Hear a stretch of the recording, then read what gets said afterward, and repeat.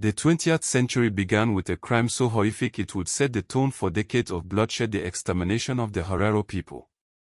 In German Southwest Africa, today known as Namibia, General Lothar von Trotha issued a chilling order. He declared, quote, "The Herero people are no longer German subjects. I will no longer accept any women or children.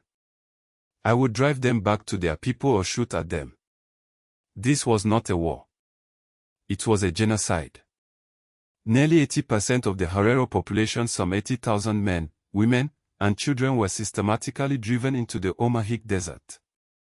Thousands perished from thirst and starvation. But this was just the beginning. The Germans established concentration camps, decades before the world would associate the term with the horrors of World War II.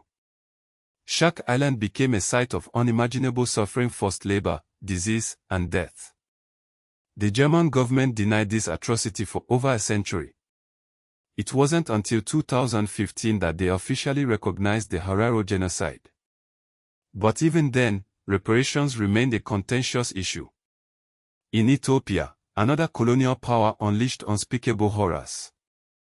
Fascist Italy, under Benito Mussolini, invaded Ethiopia in 1935.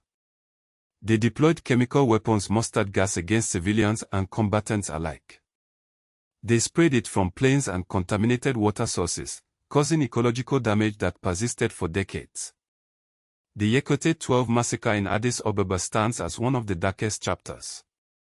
In retaliation for an assassination attempt on Governor Rodolfo Graziani, Italian forces slaughtered between 19,000 and 30,000 Ethiopians. Bodies filled the streets, and the city burned. Fast forward to 1994, and the world watched in horror as Rwanda descended into chaos.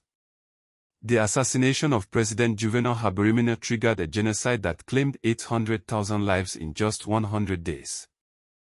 Hutu extremists systematically targeted Tutsis and moderate Hutus. Machetes became the instrument of death, and the world stood by. The United Nations failed to intervene, leading to profound questions about global responsibility. This tragedy ultimately led to the establishment of the International Criminal Court, a landmark in the fight for global justice. In South Africa, apartheid was built on state terror. The Sharpeville massacre of 1960 saw police open fire on peaceful protesters, killing 69 and wounding over 180. But this was just one visible atrocity. Behind the scenes, the apartheid regime relied on informants, detention without trial, and torture chambers like John Foster Square. Millions were forcibly removed from their homes, and bombings targeted villages suspected of harboring dissidents. The Algerian War of Independence was another brutal chapter. From 1954 to 1962, French colonial forces fought Algerian nationalists in a bloody conflict. Estimates suggest that between hundreds of thousands and over 1 million Algerians died. French forces employed torture and summary executions, tactics that shocked the world. Even today, France struggles to reckon with this dark chapter of its history. In Uganda, the Lord's Resistance Army unleashed terror that continues to this day. Led by Joseph Kony, the LRA abducted children, mutilated civilians, and forced thousands into sexual slavery.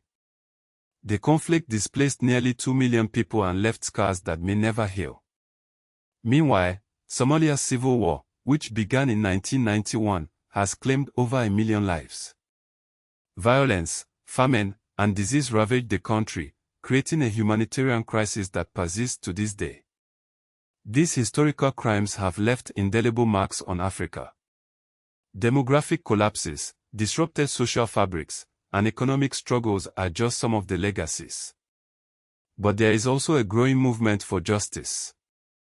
Germany's acknowledgement of the Herero genocide, though incomplete, was a step forward.